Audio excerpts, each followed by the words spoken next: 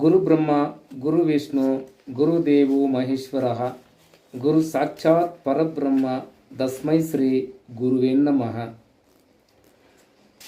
இன்று நடைபெறும் சென்னை மும்பை அணிகளின் போட்டி நிலவரங்கள் எப்படி இருக்கும் என்பதை ஆராய்வோம்.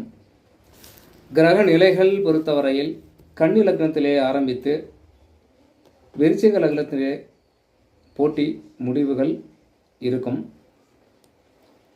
அதாவது கன்னி லக்னம் இருக்கும் வரையில் முதலில் எந்த அணி பேட்டிங் செய்கிறதோ அந்த அணியில் பேட்ஸ்மேன்கள் திறமை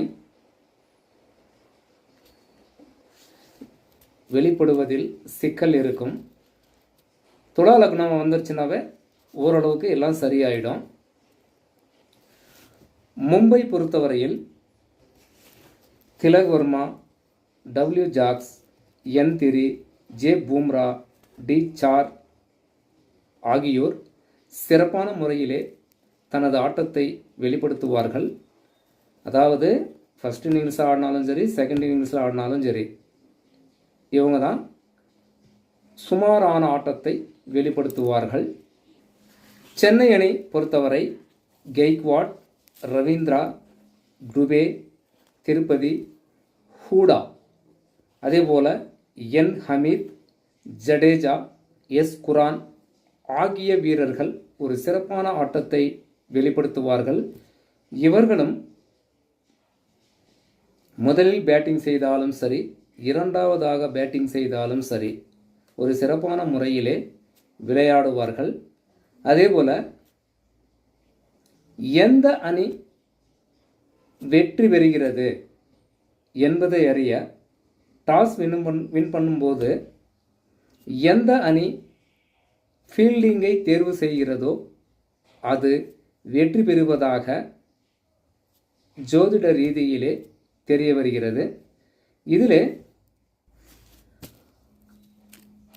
டாஸ் போடுவாங்க.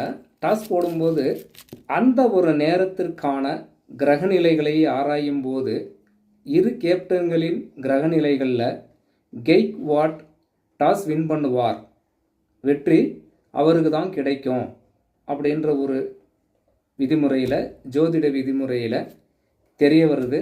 அவர் என்ன சூஸ் பண்ணுறாரு அவருடைய விருப்பம், அதாவது ஃபீல்டிங்கா பேட்டிங்கா அப்படின்ற விஷயம். அதே போல் மும்பை ஃபீல்டிங்கை தேர்வு செய்தால் வெற்றி பெறுவதற்கான சாத்தியக்கூறுகள் அதிகம். யாருக்கு? மும்பைக்கு. ஏனென்றால் கிரகநிலைகள் மும்பைக்கு ஒரு அருமையான நிலையிலே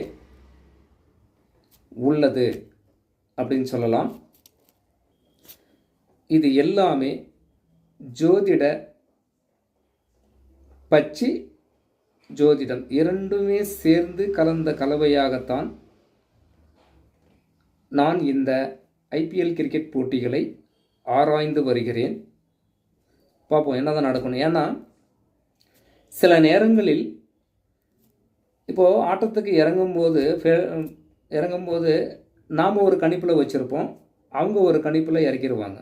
ஸ்டெப் பை ஸ்டெப்பாக வரும்போது மாறி மாறி வந்துடுவாங்க. சில பேர் கேப்டனை கூட மாற்றிடுவாங்க, அதுவும் உண்டு. அதே போல் இம்பேக்ட் பிளேயரை இறக்கும்போது கூட நாம் ஒருவரை கணிச்சிருப்போம், மாற்றி இறக்கிடுவாங்க. அதனால் குளறுபடிகள் அதிகமாக உண்டு.